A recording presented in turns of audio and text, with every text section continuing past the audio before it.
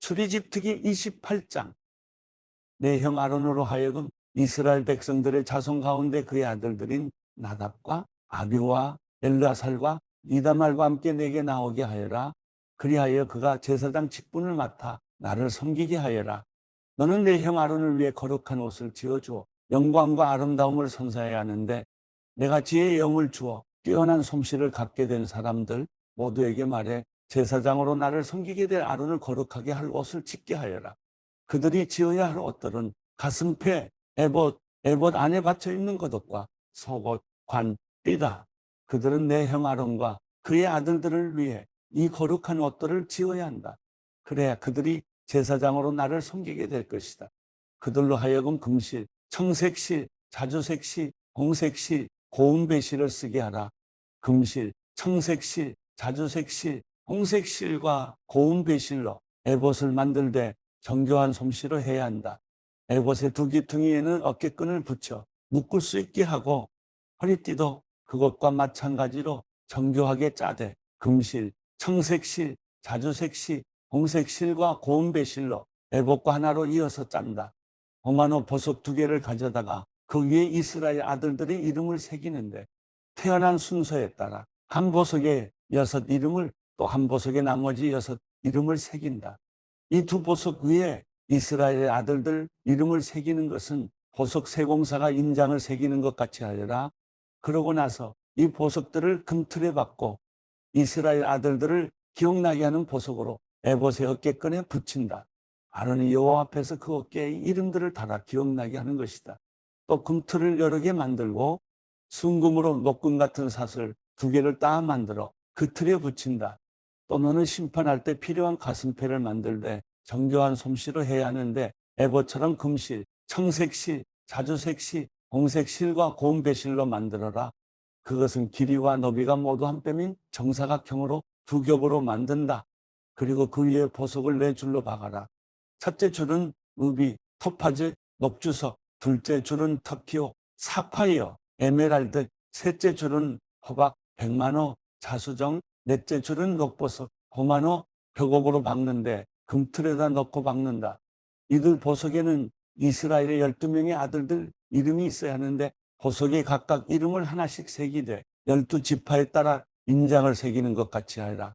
가슴패에 필요한 것은 순금으로 만든 녹금 모양인데, 그것을 가슴패 2귀퉁이 쪽에 달 것이다. 먼저 가슴패 순금 고리 2개를 만들어 위쪽 2귀퉁이에 단다. 그리고 그 2고리에다 만들어 둔 녹금 모양을 각각 붙이고, 그 녹금 모양 다른 쪽 끝은 에봇의 어깨에 다는 보석판에 단단히 붙이는 것이다. 그러고는 금고리 2개를 더 만들어 가슴패 아래쪽 2귀퉁이에 달되 안쪽에 단다. 또 금고리 2개를 더 만들어 에봇의 앞자락 정교하게 짠 허리띠 위에다 가슴패 아래쪽에 달린 금고리들과 짝이 되게 단다. 그리하여 가슴패 금고리들과 에봇의 금고리들을 푸른 끈으로 에봇 허리띠 위쪽에서 이어주어 가슴패가 에봇 위에서 들뜨지 않게 잡아주는 역할을 하게 한다. 이렇게 아론은 성소에 들어갈 때마다 그의 가슴에 이스라엘 아들들의 이름이 적힌 판결의 가슴패를 달고 들어가니, 이것은 여호와 앞에 항상 기억나게 하는 것이다. 또한 이 판결의 가슴패에 우림과 둠밈을 붙여야 한다. 그리하여 아론이 여호와 앞에 들어갈 때마다 이것들이 그의 가슴에 있게 하여라. 아론은 이스라엘 백성들을 위한 판결을 할 때 여호와 앞에서 항상 그의 가슴에 지녀야 할 것이다. 에봇 안에 받쳐 입는 겉옷은 전체가 청색이어야 하는데, 그 중앙에 머리 들어갈 구멍을 낸다. 이 구멍 주위에는 깃 같은 것을 짜서 베어 찢어지지 않게 하여라. 이 겉옷 밑단에는 돌아가며 청색 실과 자주색 실과 홍색 실로 만든 석류들을 달고, 그 사이사이에는 금방울을 달아라. 곧 금방울 하나 석류 하나, 금방울 하나 석류 하나를 겉옷 밑단에 쭉 돌아가며 다는 것이다. 아론은 제사장으로 일할 때 이 옷을 입어야 한다. 그가 여호와 앞 성소에 드나들 때 방울 소리가 들릴 것이니, 그러면 그가 죽지 않을 것이다. 또 순금으로 패를 만들어 그 위에 인장 새기듯 여호와께 거룩이라고 새겨라. 그 패에 청색 끈을 달아 관에 매달되 관 정면에 단다. 그리고 그것을 아론의 이마에 붙여 이스라엘 백성들이 거룩한 예물을 잘못 드려서 짓는 죄를 그가 지게 할 것이다. 곧 그것들이 여호와께서 받으실 만한 예물이 되도록 아론은 이마에 그것을 계속 붙이고 있어야 하는 것이다. 또 에봇 안에 받쳐 입는 속옷은 고운 배실로 짜고 관도 고운 배실로 만들어라. 허리띠는 수를 놓아 만든다. 또 아론의 아들들을 위해서도 에봇 안에 받쳐 입는 속옷과 허리띠와 두건을 만들어 그들을 영광스럽고 아름답게 하여라. 너는 내 형 아론과 그의 아들들에게 이 옷들을 지어 입히고 나서 기름을 붓고 구별에 거룩하게 하며 그들이 제사장으로서 나를 섬기게 하여라. 너는 또 그들을 위해 허리에서부터 허벅지까지 오는 속바지를 만들어 몸을 가리게 하여라. 아론과 그의 아들들은 회막에 들어가거나 성소에서 제사장으로 일하기 위해 제단에 나아갈 때마다 이 옷들을 입어야 한다. 그러면 자기 죄로 인해 죽는 일이 없을 것이다. 이상은 아론과 그의 자손이 지켜야 할 영원한 규례다. 누가복음 2장. 그 무렵 아우구스투스 황제가 칙령을 내려 전 로마 통치 지역은 호적 등록을 하게 됐습니다. 이것은 구레뇨가 시리아의 총독으로 있을 때 실시된 첫 번째 호적 등록이었습니다. 그래서 모든 사람은 호적을 등록하기 위해 각각 자기 고향으로 갔습니다. 요셉도 갈릴리 나사렛 마을을 떠나 다윗의 마을인 유대 땅 베들레헴으로 올라갔습니다. 요셉은 다윗 가문의 직계 혈통이었기 때문입니다. 그는 약혼한 마리아와 함께 호적을 등록하러 그곳에 갔습니다. 그때 마리아는 임신 중이었습니다. 그들이 그곳에 머무른 동안 해산할 때가 돼 마리아는 첫 아들을 낳고는 아기를 천으로 싸서 구유에 눕혔습니다.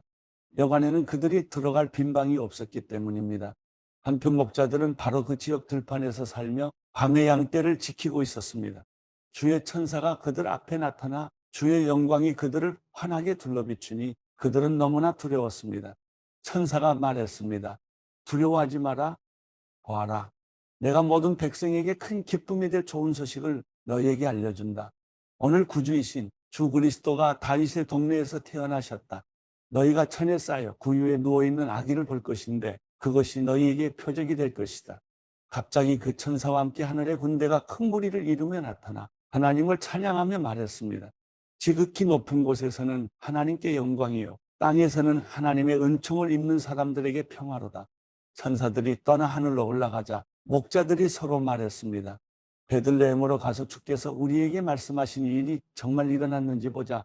그래서 그들은 서둘러 가서 마리아와 요셉과 아기를 찾아냈습니다. 과연 아기는 구유에 누워 있었습니다. 그들은 아기를 보고 나서 그 아이에 관해 들은 말을 알려주었고 그 말을 들은 모든 사람들은 목자들이 한 말에 놀랐습니다. 그러나 마리아만은 이 모든 일을 마음에 간직하고 곰곰이 되새겼습니다. 목자들은 자기들이 보고 들은 모든 것에 대해 하나님께 영광 돌리고 찬양하며 돌아갔습니다. 그들이 듣고 본 모든 일대로 이루어진 것입니다. 8일째 되는 날 할례할 때가 되자 아기가 잉태되기 전에 천사가 일러준 대로 그 이름을 예수라 지었습니다. 모세의 율법에 따라 정결의식을 치를 때가 되자 요셉과 마리아는 아기를 데리고 예루살렘으로 갔습니다. 이것은 주의 율법에 첫 번째 태어나는 모든 남자 아기는 하나님께 거룩한 사람으로 불릴 것이다라고 기록된 대로 아기를 죽게 드리고 또 산비둘기 한 쌍이나 어린 집비둘기 2마리라고 한 주의 율법을 지켜 희생제물을 드리려는 것이었습니다. 당시 예루살렘에는 시므온이라는 사람이 있었습니다. 이 사람은 의롭고 경건한 사람으로 하나님께서 이스라엘을 위로하실 날을 손꼽아 기다리고 있었습니다. 그리고 성령께서 시므온에게 머물러 계셨습니다. 그에게는 주의 그리스도를 보기 전에는 죽지 않으리라는 성령의 계시가 있었습니다. 시므온이 성령에 이끌려 성전뜰 안으로 들어갈 때 아기의 부모가 율법의 규정대로 행하기 위해 아기 예수를 데리고 들어왔습니다. 그러자 시므온이 아기를 팔에 안고 하나님을 찬양하며 말했습니다. 다스리시는 주여, 이제 주께서는 주의 종이 평안히 가게 해주십니다. 제 두 눈으로 주의 구원을 보았습니다. 이 구원은 주께서 모든 백성 앞에 마련하신 것으로 이방 사람에게는 계시의 빛이요 주의 백성 이스라엘에게는 영광입니다. 아기의 아버지와 어머니는 아기에 대한 이 말에 무척 놀랐습니다. 그러자 시므온은 그들을 축복하고 그 어머니 마리아에게 말했습니다. 보십시오. 이 아기는 이스라엘 가운데 많은 사람을 넘어지기도 하고 일어서기도 할 것이며 비난받는 표적이 되기 위해 세우심을 받았습니다. 칼이 당신의 마음도 찌를 것입니다. 그래서 이제 많은 사람의 마음속 생각이 드러나게 될 것입니다. 또 아셀 지파의 바누엘의 딸인 안나라는 여자 예언자도 있었습니다. 안나는 나이가 많았는데 결혼해서 남편과 7년 동안 살다가 그 후 84세가 되도록 과부로 지냈습니다. 안나는 성전을 떠나지 않고 밤낮으로 금식하고 기도하면서 하나님을 섬겼습니다. 바로 그때 안나가 그들에게 다가와 하나님께 감사하고 예루살렘의 구원을 간절히 고대하는 모든 사람에게 그 아기에 대해 이야기했습니다. 요셉과 마리아는 주의 율법에 따라 모든 일을 마치고 난 뒤 갈릴리에 있는 자기 마을 나사렛으로 돌아왔습니다. 아이는 점점 자라가며 강해지고 지혜가 충만했으며 하나님의 은혜가 그 위에 있었습니다. 해마다 6월절이 되면 예수의 부모는 예루살렘으로 갔습니다. 예수께서 12살이 되던 해에도 그들은 관례에 따라 절기를 지키러 예루살렘에 올라갔습니다. 기간이 끝나 그 부모는 집으로 돌아가는 길이었는데 소년 예수는 예루살렘에 남아 있었습니다. 그러나 부모는 이 사실을 알지 못했습니다. 그들은 예수가 일행 속에 있으리라 생각하고 하룻길을 가다가 그제야 친척들과 친구들 사이에서 예수를 찾기 시작했습니다. 그러나 찾지 못하자 그들은 예루살렘으로 되돌아가서 예수를 찾았습니다. 3일이 지나서야 그들은 성전뜰에서 예수를 찾게 됐습니다. 그는 선생들 가운데 앉아서 이야기를 듣기도 하고 묻기도 하고 있었습니다. 예수의 말을 들은 사람들마다 그가 깨닫고 대답하는 것이 몹시 감탄했습니다. 그 부모는 예수를 보고 놀랐습니다. 그래서 그의 어머니가 말했습니다. 얘야, 왜 우리에게 이렇게 했느냐? 내 아버지와 내가 얼마나 걱정하며 찾았는지 모른다. 그러자 예수가 말했습니다. 왜 나를 찾으셨습니까? 내가 마땅히 내 아버지의 집에 있어야 하는 줄 모르셨습니까? 그러나 그들은 예수가 하는 말을 깨닫지 못했습니다. 그러고 나서 예수는 부모와 함께 내려가 나사렛으로 돌아가서 부모님께 순종하며 지냈습니다. 예수의 어머니는 이 모든 일을 마음에 간직했습니다. 그리고 예수는 지혜와 키가 점점 더 자라가며 하나님과 사람들로부터 사랑을 받았습니다.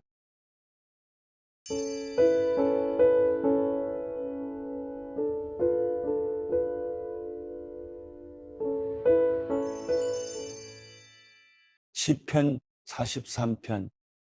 하나님이여, 나를 판단하시고 경건치 않은 민족들에 대한 내 호소를 듣고 변호해 주소서. 거짓되고 악한 저 사람들에게서 나를 구하소서. 주는 내 힘이 되시는 하나님이십니다. 그런데 왜 나를 외면하십니까? 왜 내가 적들에게 억눌린 채 슬퍼하며 돌아다녀야 합니까? 주의 빛과 주의 진리를 보내주셔서 나를 인도하게 하시고 주의 거룩한 산과 주의 장막으로 나를 이끌어 주소서. 그러면 내가 하나님의 제단으로 내게 가장 큰 기쁨이 되시는 하나님께로 나아갈 것입니다. 하나님이여, 내 하나님이여, 내가 앞으로 주를 찬양하겠습니다. 내 영혼아, 왜 그렇게 풀이 죽어 있느냐? 왜 그렇게 내 속에서 불안해하느냐? 너는 하나님을 바라라. 내가 오히려 그분을 찬양하리라. 그분은 내 얼굴을 도와주시는 분이시며 내 하나님이십니다.